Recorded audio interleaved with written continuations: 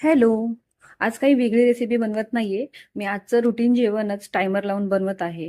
आज मी सिमला मिरचीची सुकी भाजी, 4 पोळ्या आणि 2 भाकरी बनवलेल्या. तुम्ही, मी, आपण सगळ्याच जणी असं करतो की दिवसभर YouTube, Instagramवर वेगवेगळ्या रेसिपीज बघत असतो.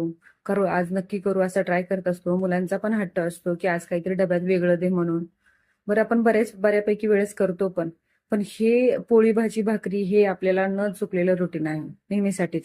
भले तुम्हाला ऑफिसमध्ये जाऊन मंगलयान पाठवायचं असेल, पण त्याच्या पहिले तुमचं हे रुटीन तुम्हाला कधीच चुकलेलं नाहीये.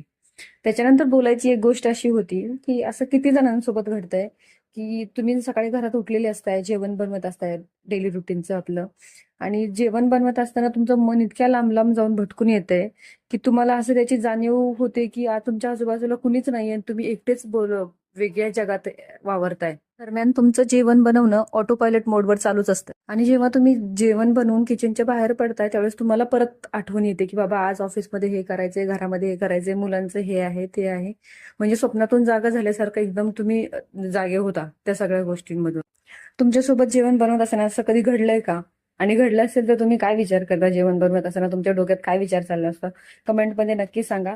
आणि चॅनलवर पुन्हा एकदा मी व्हिडिओ अपलोड करायला सुरुवात केली आहे. चॅनलवरचे व्हिडिओ आवडत असतील तर लाईक करा आणि चॅनलला प्लीज सबस्क्राईब करा. एकदम फ्री आहे. पण तुमचा एक लाईक, एक कॉमेंट किंवा एक सबस्क्रिप्शन सुद्धा मला खूप मोटिवेशन देतं.